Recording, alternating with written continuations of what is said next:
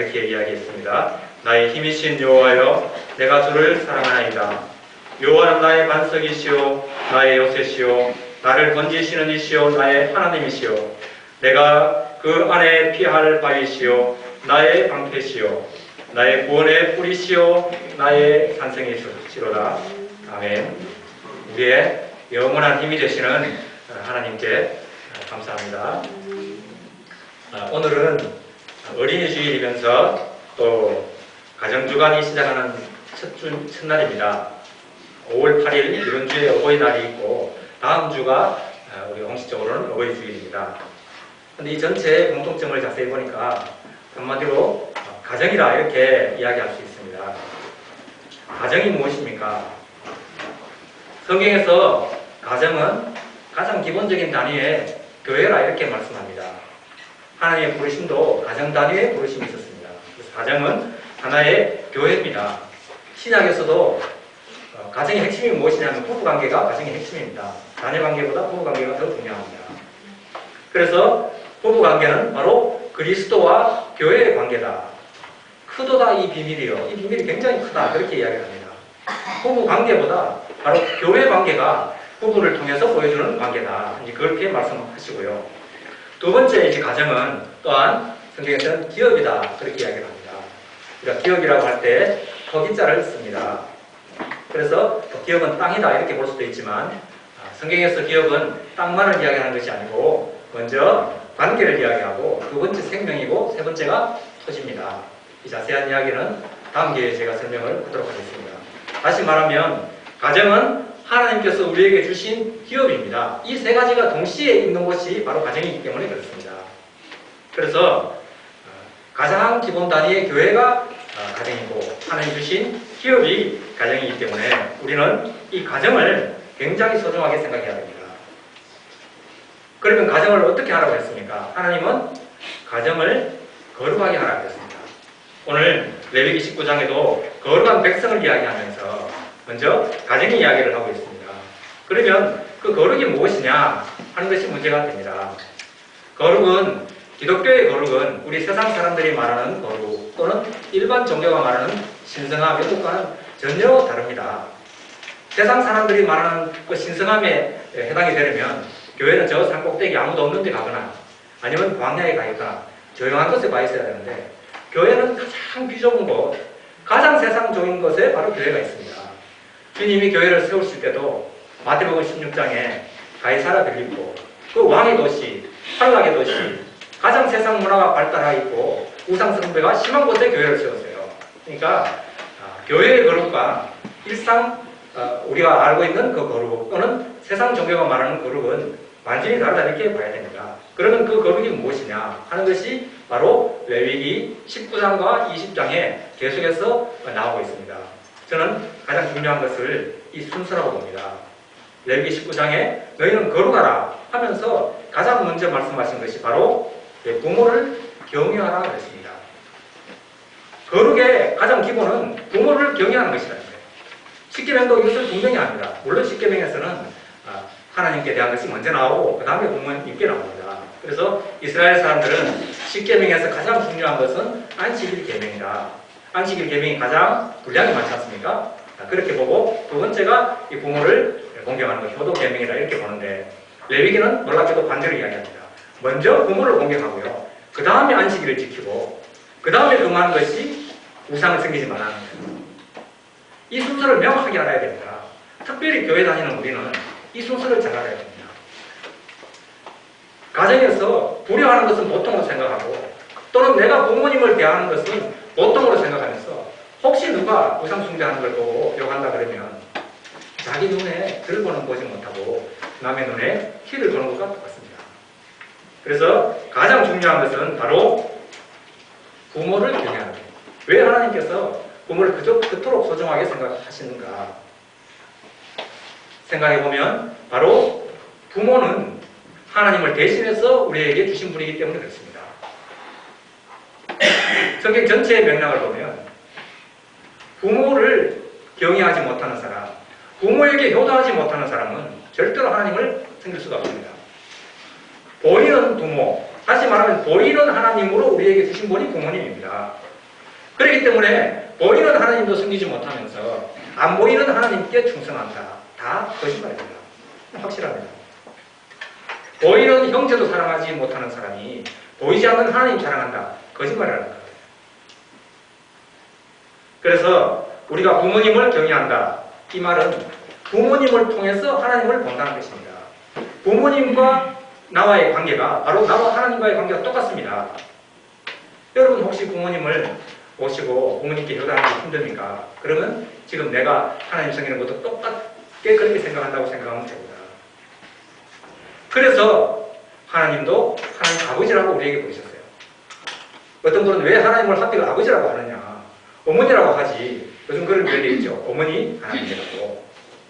틀린 말은 아니라고. 그냥 하나님께서 아버지라고 하셨어요. 하셨기 때문에 우리가 아버지라고 하는 거지.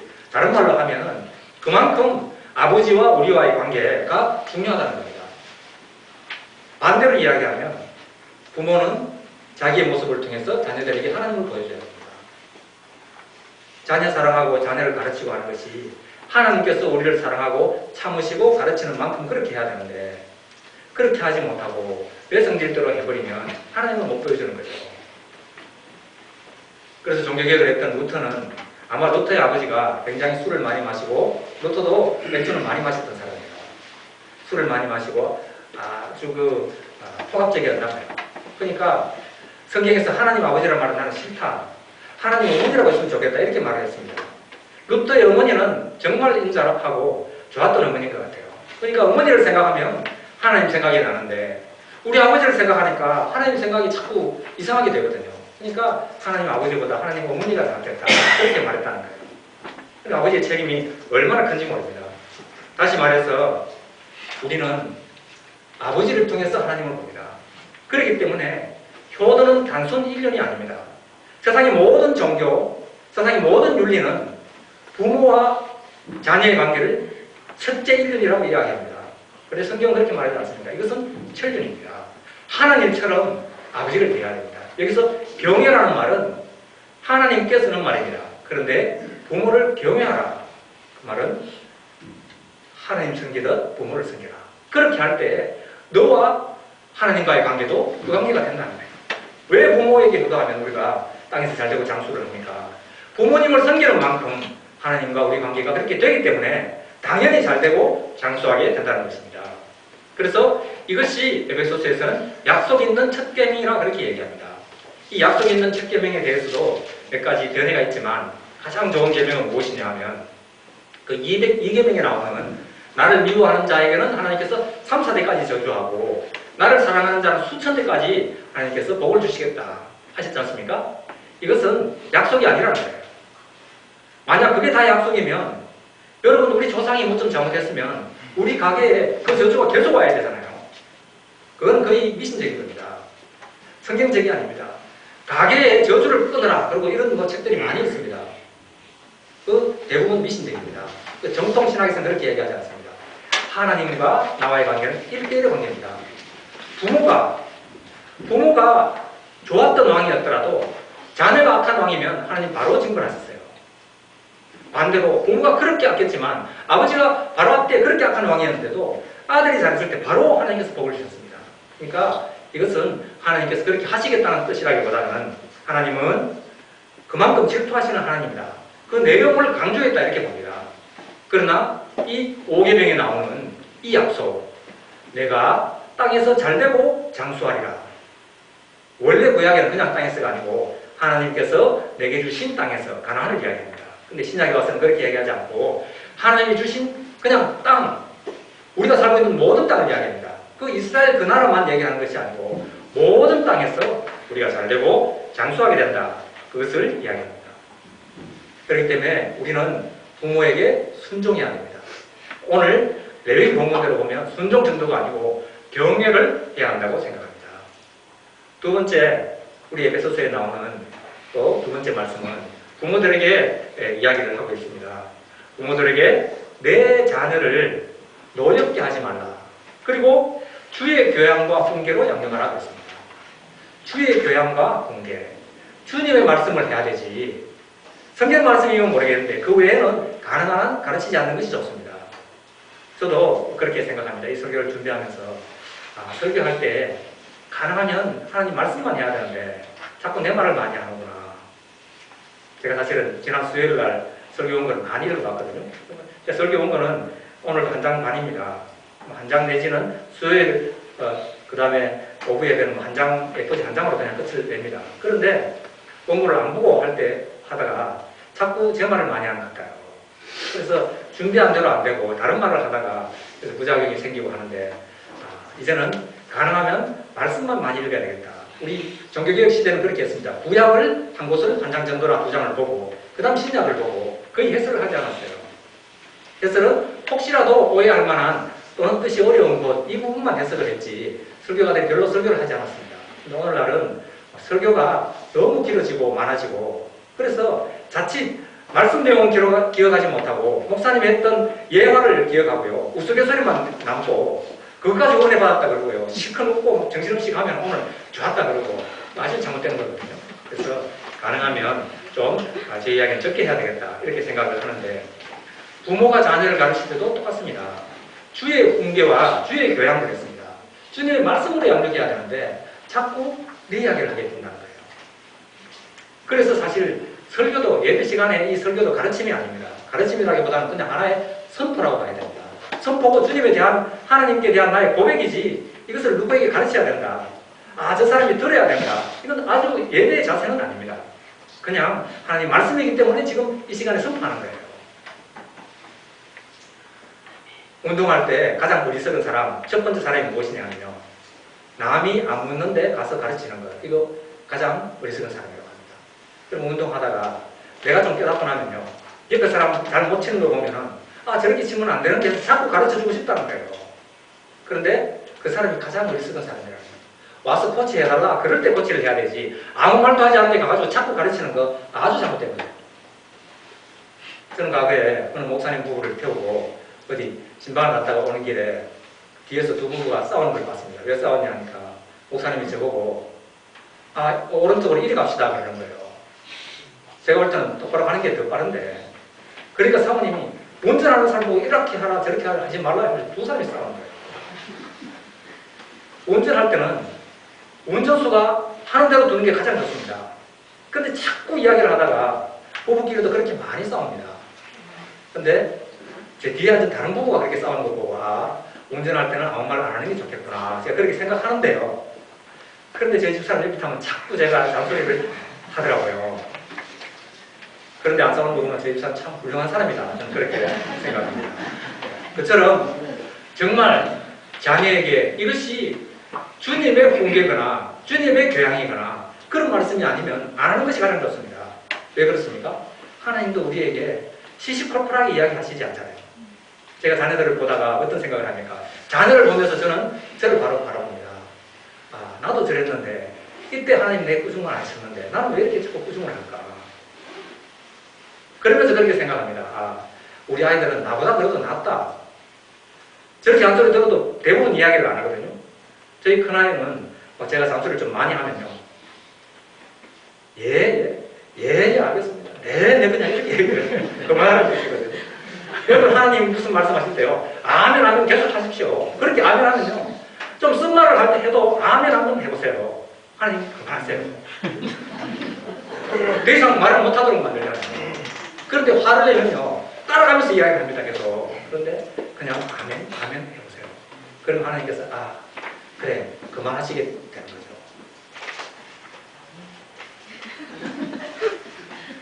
감사합니다. 그런데요, 그렇게 자녀들을 가르칠 때 어쩌면 우리가 자녀가 더 모르면서 가르칠지도 모릅니다. 어린 왕자라는 책에 보면 그렇게 나옵니다. 어른들은 숫자를 좋아한다고. 어른들은 나 오늘 친구를 사귀었어. 그 친구가 꽃을 좋아하고 어떤 옷을 입고 이렇게 얘기하면 어른은 그런 데는 전혀 관심이 없고 걔 몇 살이냐, 키가 얼마나 되냐, 전부 어른들 숫자에 관심이 있다는 거예요. 걔는요, 붉은 벽돌집에 그 집 창문에는 제라늄이 피었고 이렇게 얘기를 하면 아빠는 그런 데 전혀 관심이 없고 그 집 얼마짜리냐 이게 관심이 있다는 거예요. 누가 옳습니까? 누가 더 옳은지 누가 바른지도 모르면서 자꾸 그 양육을 하거든요. 그래서 하나님께서 우리에게 자녀를 주신 이유는 그 자녀처럼 되라고. 오늘 우리 정집사님 기도하시는데 어린아이처럼 그런 신앙을 가지라고. 적어도 어린아이 때는 지금 보니까 결혼하기 전까지는 어린아이라고 오늘 우리 김용호 집사님 그렇게 얘기하시더라고요. 어제 아마 문자를 보내가지고 서울에 있는 아들들에게 너희들 결혼하기 전까지는 어린이다. 그러니까 어린 날 행복하라고 이렇게 문자를 보냈대요. 아이들을 결혼해서 출가시키기 전까지는 아이들을 보면서 계속 배워야 될 줄로 믿습니다. 어린아이와 같이 되지 아니하면 결단코 천국에 들어갈 수 없다. 주님의 말씀입니다. 말씀을 맺겠습니다. 다른 것을 다 지켜도요, 큰 계명을 안 지키면 소용이 없습니다. 여러분, 계명에도 순서가 있습니다. 찬물에도 순서가 있다 하고요, 뭐 어디에도 파도가 있다 이렇게 얘기를 하는데요, 순서가 굉장히 중요합니다. 그런데 사람들은 큰 거 별로 생각하지 않고 하나님이 무엇을 귀중하게 생각하시느냐 이 생각을 하지 않고요, 자기 입장에서 내가 소중하게 생각하는 걸 자꾸 크게 봅니다. 확실한 것은요, 우리는 모두 죄인입니다. 세상에는 두 종류의 죄인밖에 없다고 했습니다. 한 종류는 내가 죄인인 줄 아는 죄인이고, 또 한 종류는 자기가 죄인인 줄 모르는 죄인이라고 했어요. 그러니까 다 죄인입니다. 우리가 의인이라고 부름을 받죠. 칭의라고 합니다. 의인이라는 뜻이 아니고요, 의롭다고 칭해주는 거예요. 의의 옷을 입는다는 것은 입혀주는 거지 우리 자신이 의롭다는 게 아니에요. 그렇기 때문에 신학적으로 우리는 이중신분자입니다. 우리는 의인이면서 동시에 다 죄인입니다. 자기가 죄인인 줄 알면 어떤 사람을 보고도 정죄하지 못합니다. 요즘 일부 목사님들이 차별금지법에 대해서 너무 강력하게, 너무 심하게 지금 반대를 하거든요. 제가 차별금지법을 들어가봤고 몇 전문가에게 물어봤는데 너무 좋은 법이라는 거예요. 그런데 거기 보면 동성애에 대한 이야기 좀 나옵니다. 동성애자들을 차별하는 것. 그 무엇 차별이냐, 그것도 고용, 교육입니다. 크게는 두 가지. 고용, 교육, 정화, 그 유통, 이 부분에 있어서 차별하면 안 된다는 거예요. 제가 읽어보니까 도저히 반대하러 들어갔는데 읽어보면 반대할 수가 없었거든요. 그런데 그 동성애라는 말 하나 나왔다고 그거 반대 안 하면요, 우리가 천하에 나쁜 사람이 되고 그렇게 보더라고요. 저는 그렇게 생각합니다. 그러면 이미 동성애 한 사람은 어떻게 합니까? 교회에 그 사람들을 품어주고 돌아오도록 만들고 회복되게 만들고 그렇게 해야 되는데, 그걸 받아주는, 동성애자를 받아주는 교회는 이단 교회라고. 주님도 그렇게 하셨을까요? 그렇게 하지 않았을 거거든요. 그렇다고 차별하는 그 사람이 사실은 더 큰 죄입니다. 차별하는 게 훨씬 더 큰 죄예요. 그래서 주님은 가늠하다 잡혀온 여자를 보고도 이야기합니다. 너를 정죄하던 자들이 다 어디 갔느냐? 주여 다 가고 아무도 없습니다. 왜냐하면 그들도 죄인이니까 양심의 가책을 깨닫고 갔습니다. 그런데 주님은 죄인도 아니세요. 주님은 죄가 전혀 없으신데도 불구하고 나도 너를 정죄하지 않는다고 했습니다. 여러분, 사람을 정죄해놓고 정죄하고 나면 그 사람 용서하기가 참 어렵습니다. 처음부터 정죄하지 않아야 돼요. 왜요? 나는 더 큰 죄인이니까. 저는 그렇게 생각합니다. 저는 우리 부모님 별로 경애를 잘 못했어요.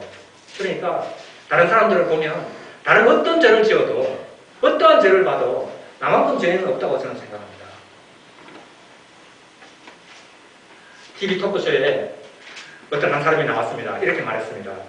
제가 아내와 결혼해서 한 6개월간 참 좋았습니다. 아내는 저만 바라보고 제 사진만 지갑에 넣어 다니는데 언젠가부터 갑자기 보니까 남의 남자 사진을 지갑에 넣고 다닌다는 거예요. 그래서 마음이 참 안 좋았는데 남의 남자도 같이 살아간다는 거예요. 그런데 5년 전부터인가 보니까 이제는 여자를 또 사랑한다는 거예요. 그러니까 방청객에서 와, 이렇게 이야기하는 거예요. 그 첫 남자 이름은 세종교황이고요, 여자 이름은 신사임당이라는 거예요. 신사임당이 한 5년 전쯤에 나왔나 봐요. 이 말 하니까 전부 다 그러고 그렇지 하고 이렇게 이야기를 해요. 저는 반대로 생각합니다. 혹시 이웃집 남자 좀 사랑해도 뭐 별 문제 없습니다. 남편보다 덜 사랑하면 되죠. 이웃집 남자, 이웃집 여자 탐내지 말라 했지 사랑하지 말라고 그렇게 얘기하지 않아서 사랑하라 그랬습니다. 그렇지 않습니까? 그런데 하나님과 겸하여 섬길 수 없는 것이 딱 하나 있는데요. 바로 재물입니다. 재물은 하나님과 겸하여 섬길 수 없다고 했습니다. 그러니까 무엇이 더 큰 죄입니까? 내가 재물을, 그래도 재물을 하나님만큼은 안 사랑해요. 이렇게 여러분 말할지 모릅니다. 그런데 성경은 그렇게 말하지 않습니다. 겸하여 섬기는 것 이야기합니다. 저는 이 면에서 제가 죄인이기 때문에 그 누구에게도 아무 말을 못합니다. 여러분 그렇지 않습니까? 여러분은 하나님만큼 돈을 덜 사랑한다 하더라도 그래도 차순위적으로 사랑하지 않습니까?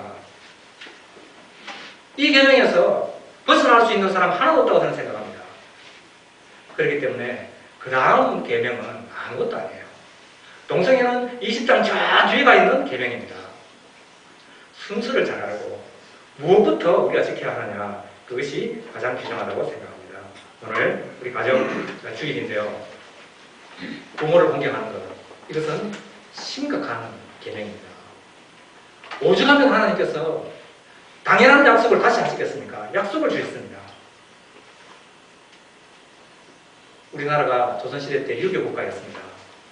유교 국가인 우리나라에 만약에 첫 계명이 바로 이 계명이라고, 딴 건 다 못 지켜도 이것만큼은 지켜야 된다고, 제사 좀 지내도 별 문제 아니다, 부모 효도하면 된다고 이렇게 만약 가르쳤다면 아마 유교 국가였던 우리나라 기독교가 국교가 됐을 거예요. 그런데요, 별것 아닌 것 같고 우상 숭배한다 그러고요, 별세를 다 이야기하고 그렇게 하면서 재물을 좋아하고 특별히 효도에 대해서는 웃기게 아는 그런 교회였기 때문에 오늘날 기독교가 욕먹는다고 생각합니다. 하나님은 분명히 말씀합니다. 여러분 자녀들, 저는 자녀들 효도를 가르칩니다. 제가 효도를 다 못해도요, 또 효도하라고 가르칩니다. 가르쳐야 됩니다. 효도하지 못하는 것이 가장 큰 죄라고 가르쳐야 됩니다. 그렇게 할 때 그들의 신앙이 바르습니다. 오늘 가정에 이것이 깨어지기 때문에 다른 모든 문제가 거기서부터 출발합니다. 가정은 부모를 공경하고 또 자녀를 사랑하고 모든 것이 사랑으로 출발했으면 하나님 말씀은 다 모든 계명이 이루어졌다. 저는 그렇게 믿습니다. 감사합니다. 나이 가셔서 방송하겠습니다. 500